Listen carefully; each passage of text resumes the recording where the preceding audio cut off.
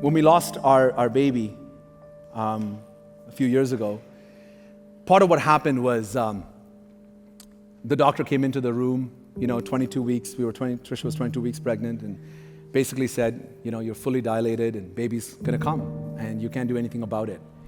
And we were, as parents, of course, we said, doctor, is there anything we can do? Is there anything we can try? And she said, typically we would do something called put the mother in the Trendelenburg position, which is like head down, feet in the air.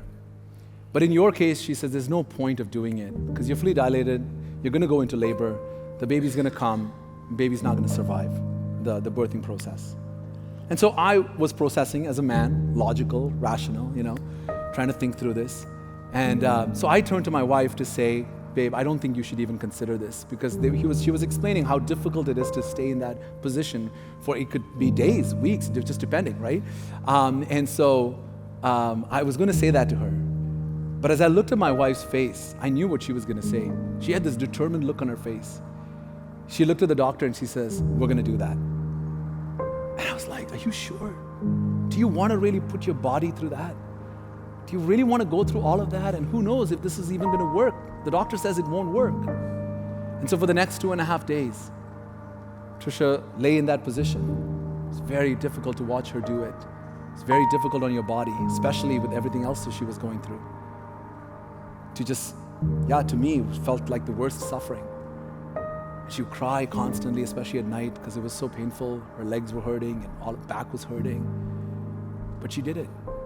And of course, 2.5 days later, she went into labor, the baby came, didn't make it. We buried her. I thought about it later.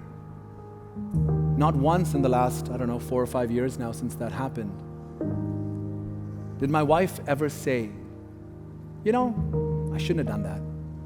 What was the point? Didn't work. It was pointless. It was useless. I went through all that suffering, didn't have the baby anyway. Never said that. Because in her mind, what she did was not for results. What she did was for love. And when you do something for love, you hope for the best result. But you don't regret it if you don't get the result you wanted. Because you're satisfied that your love was expressed in the most authentic, genuine way you could have expressed it. That's what Paul's doing here. Paul's basically saying, listen, I don't know what's going to happen with my life.